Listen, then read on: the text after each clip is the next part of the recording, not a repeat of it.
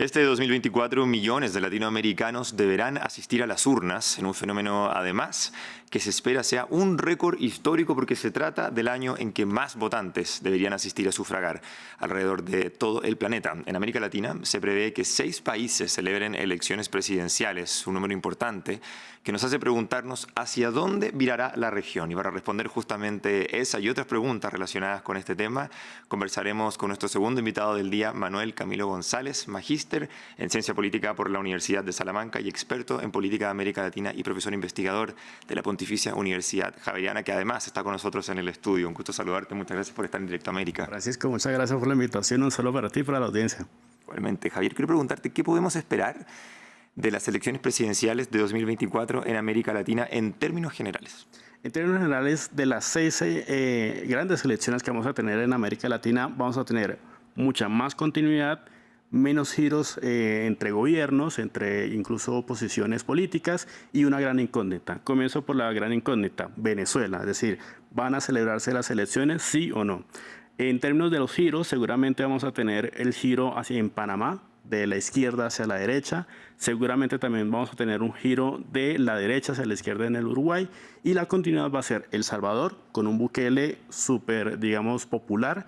Tenemos también a un Abinader en República Dominicana, también con muchas, digamos, dosis de popularidad. Y finalmente tenemos en México algo muy inédito, que es la posible ascensión de una mujer a la presidencia de México por primera vez en la historia, pero obviamente con la continuidad de Morena, que es el partido gobernante. Tenemos todo un vaticinio entonces de lo que va a ocurrir este año en las elecciones presidenciales. Seguramente es lo que va a suceder. Yo me atrevería a decir que la única, digamos, duda que digamos, tendría dentro del análisis es el caso de Uruguay, porque lo que tenemos en Uruguay es un empate técnico entre el Frente Amplio y la coalición de partidos tradicionales, es decir, Partido Nacional y el Partido Colorado, que efectivamente es la coalición gobernante. Entonces, seguramente nos queda largo camino hacia estas elecciones y dependerá un poco también de la selección de candidatos, debido a que no sabemos si la calle Pou va a continuar en su campaña hacia la reelección o alguien lo va a tener que reemplazar en estas contiendas.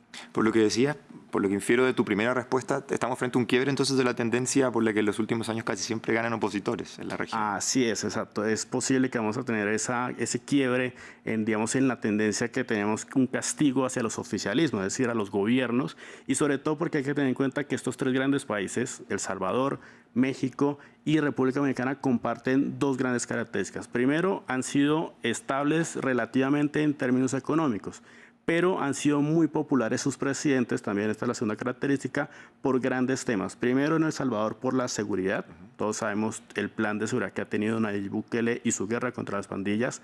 Abinader ha sido muy, digamos, popular debido a la lucha contra la corrupción, sobre todo porque ha logrado enjuiciar a funcionarios de su predecesor, Danilo Medina. Y en el caso de México, pues obviamente tenemos a un López Obrador que, si bien no va a contender en estas elecciones por la provisión constitucional a la reelección, pues obviamente le endosa su popularidad a Claudia Sheinbaum para que obviamente logre la victoria seguramente en estas elecciones en México. ¿Qué tanta implicancia hay de esta continuidad del oficialismo en cuanto a las próximas elecciones presidenciales, como tú mencionas, respecto de la imagen, por ejemplo, mucho más allá de lo que se haga, de las estrategias presidenciales? ¿Qué tanta importancia tiene la imagen de un presidente como, por ejemplo, lo que decías de Nayib Bukele?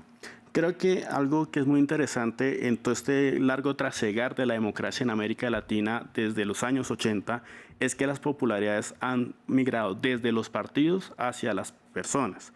Y es lo que se llama personalización de la política. Yo confío mucho más en las personas que en el partido. Sobre todo porque en el partido pues hablamos de deliberación, hay más gente con la cual hay que tomar decisiones. En cambio, una sola persona que se siente más cercana y más directa, pues obviamente rompe esa intermediación.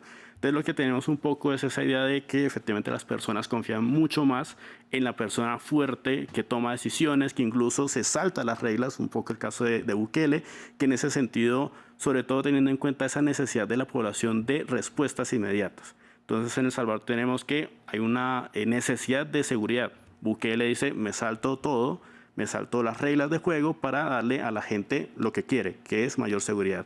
En el caso mexicano, pues obviamente tenemos el caso de la economía. Pues obviamente la idea de estatizar, la idea de obviamente generar mucha más intervención del Estado, pues permite obviamente a la gente tener más oportunidades de avanzar y de esa movilidad ascendente. Y en el caso obviamente de República Dominicana tenemos dos asuntos. Primero, que obviamente está el tema de la corrupción, que es un tema transversal a América Latina y que obviamente ha explotado muy bien Danilo Medina. Y segundo, el tema de Haití. Y es que efectivamente el nacionalismo también es una forma de obviamente unir a grandes masas a favor de un candidato. Entonces lo que hemos visto en República Dominicana es que Abinader lo que ha hecho es, pues obviamente, aumentar el nacionalismo diciendo que hay que pacificar a Haití. Es decir, que efectivamente el problema no es el caso de República Dominicana, sino que la inseguridad viene del vecino. Y eso pues obviamente aumenta mucho más esa cohesión de grupo que sería un poco la nación dominicana, ¿no? Es muy interesante esto que dices de la personalización de la figura del candidato versus el partido. Yo sé que esta elección ya la vivimos el año pasado, a finales del año pasado y no es parte del 2024, pero por ejemplo la figura de Javier Milei dista un poco de lo que ocurrió con Nayib Bukele, que en su lucha contra la seguridad sí adquirió mucha popularidad, versus lo que le pasa a Milei, que es la lucha contra la economía, y la popularidad no es tanto. Depende entonces un poco quizás del contexto del país, ¿o no? Sí, también depende mucho del contexto institucional. Y es que obviamente los outsiders van a florecer en dos escenarios. Primero, si no tenemos un sistema de partidos obviamente totalmente consolidado, es decir, que hayan partidos que históricamente han tenido mucha representación en el sistema político. Y segundo, pues que efectivamente se dé un quiebre a ese sistema de partidos históricos, como por ejemplo se dio en El Salvador o se está dando, por ejemplo, en el caso mexicano. Y es que hay partidos totalmente desacreditados, Arena y el FML en El Salvador y el PRI y el PAN en México. Entonces, estos partidos ya no sirven, aparece esta figura y obviamente resume y obviamente hace converger más ese apoyo hacia la persona. Y obviamente en el caso de lo que pasa en Argentina, es que Milei se encuentra con altas dosis de popularidad, pero el problema es que en la democracia tú tienes que pactar, tienes que negociar con el Congreso. Si no, ya estaríamos hablando de cruzar la línea hacia otro tipo de régimen político. Y obviamente Argentina tiene otra cosa, y es que su larga dictadura generó un trauma, y es que la gente no quiere pasar de la democracia hacia formas más autoritarias de gobierno. Entonces eso también choca un poco con el estilo de Milei, que Milei lo que quiere es barrerlo todo, así sea por decreto. Y a veces los decretos tienen esa mala, digamos, imagen de que es una forma autoritaria de gobernar. Volvamos a la primera elección presidencial de la región en El Salvador. ¿Qué crees tú? ¿Bukele podrá conseguir la reelección? Y si ocurre, ¿qué tan polémica sería su reelección? Desde el principio es polémica, porque efectivamente tenemos que sean bajo estado de excepción, es decir, el estado de excepción se ha, digamos, declarado ya 17 veces. Y segundo, que efectivamente la licencia que se le da a Bukele es una licencia totalmente ilegal. Es algo inédito porque efectivamente El Salvador no tiene una provisión constitucional de que permita la reelección del presidente. Entonces, desde el principio ya tenemos que es una campaña y un proceso electoral problemático.